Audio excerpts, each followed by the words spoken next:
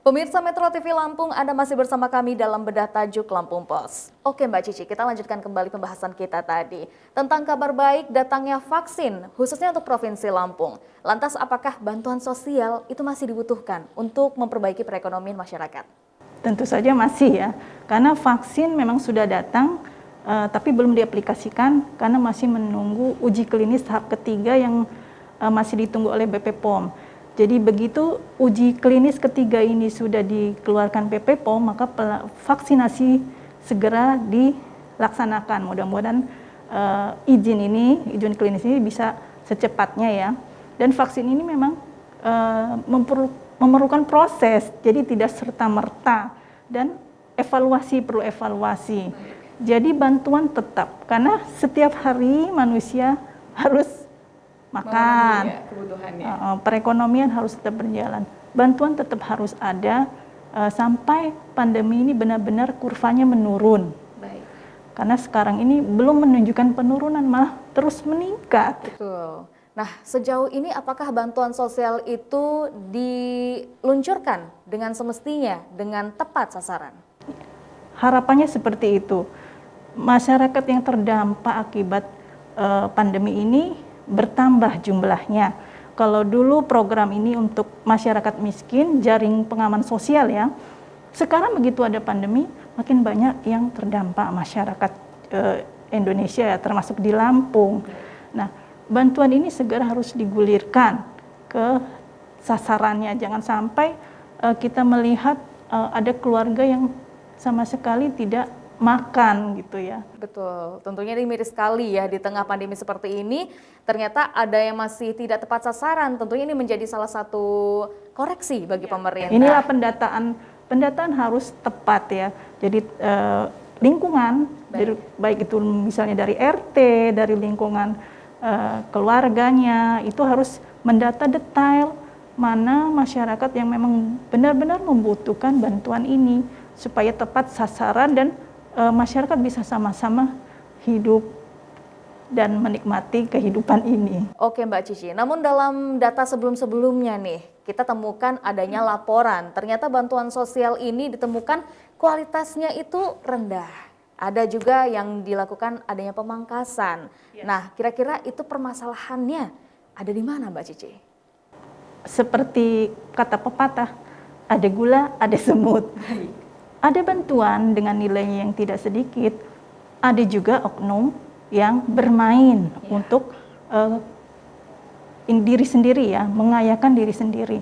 Inilah ya, seperti bantuan pangan non tunai.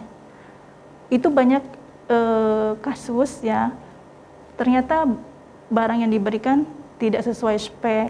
Misalnya telur, ternyata telurnya tidak sesuai ya, banyak yang busuk gitu ya. Kemudian beras juga mutunya tidak bagus. Ini yang harusnya tidak terjadi. Kemudian ada pemangkasan, misalnya bantuan 300.000 yang diberikan, ternyata hanya diberikan 180.000. Jauh sekali ya. Nilai seperti itu, nilai 300.000 itu sangat besar bagi masyarakat yang membutuhkan. Betul. Dengan adanya pemangkasan ini tentunya sangat miris ya, kita berharap tidak terjadi lagi celah-celah pemangkasan seperti ini ya. Dimintalah oknum-oknum itu untuk bagaimana sih memposisikan diri, bagaimana kalau mereka juga sangat membutuhkan tetapi uangnya dipotong, dapat barang yang tidak sesuai. Jadi dikembalikan kepada diri sendiri dari penyalur itu ya. Baik, tentunya itu juga kita harapkan jangan kembali terulang ya Mbak Cici. Lantas apakah sudah ada langkah dari pemerintah untuk mengatasi kejadian tersebut supaya tidak terulang lagi? Regulasi terus ada, belajar dari permasalahan sebelumnya, kasus-kasus sebelumnya, selalu ada pembelajaran. Untuk bantuan kali ini diberikan secara door to door. Memang efektifnya bagus. Tapi memang dilihat lagi, tepat sasaran, tapi apakah ini juga efektif, ini akan nanti dievaluasi di kemudian hari tentunya. Kemudian pengawasan, jangan sampai pengawasannya kendur.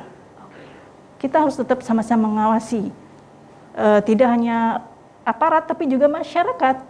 Kalau memang ada warga yang tidak mendapatkan, harusnya mendapatkan tapi tidak mendapatkan, segera dilaporkan.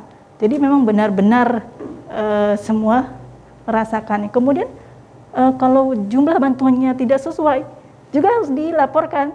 Jadi sama-sama saling mengawasi agar benar-benar bantuan ini tepat sasaran. Baik, tentunya itu adalah sebuah harapan yang akan kita dapatkan dalam penyaluran ini. Namun apakah pengawasan yang sudah berjalan itu sudah cukup efektif? Bahkan yang memang miris sekali adalah ternyata dana tersebut disunat oleh menterinya sendiri begitu. Itu kan sangat miris sekali, bahkan menjadi trending topik juga untuk di tahun 2020 gitu ya Mbak Cici. Ya, itu tadi kembali kita pengawasan saling melengkapi. Pengawasan dari Satgas, pengawasan dari pemerintah, aparat, kemudian juga dari masyarakat. Dengan pengawasan yang berlapis dan dari semua pihak, mudah-mudahan bantuan ini bisa diterima oleh masyarakat sesuai dan tepat sasaran. Baik. Kita harapannya seperti itu ya. Regulasi hukumnya sudah ada. Kalau mereka yang melakukan penyimpangan, tentu akan diproses secara hukum seperti yang sudah kita lihat selama ini ya. Baik. Menterinya sudah dibui. Gitu. Baik. Nah, kalau menurut Mbak Cici sendiri, apa yang perlu dilakukan agar para yang mengambil dana secara tidak benar ini bisa merasakan jerah? Kembali ke hati nurani ya. Baik. Mengetuk ke hati nurani. Mengayakan diri sendiri dengan cara tidak benar itu mungkin bukan hanya dicaci maki sama masyarakat luas, tapi juga tanggung jawabannya kepada Yang Maha Pencipta. Itulah yang diharapkan kepada aparat untuk tidak bermain-main. Jangan mengambil hak orang lain. Baik. Terakhir Mbak Cici, solusi agar tentunya bantuan sosial ini bisa diterima oleh masyarakat secara merata dan juga digunakan secara baik agar tentunya bisa menjadi salah satu solusi di tengah pandemi ini. Yang pasti tadi pengawasan saling melengkapi, pengawasan dari aparat, pengawasan dari masyarakat juga bagi penerimanya. Jadi saling menginformasikan kalau ada yang kurang segera dilaporkan dan ditindaklanjuti. Karena percuma dong kalau sudah melaporkan tapi dibiarkan saja. Nah, inilah pengawasan seperti ini yang saling berkolaborasi dan membuat hal yang lebih masif gitu. Baik, terima kasih Mbak Cici.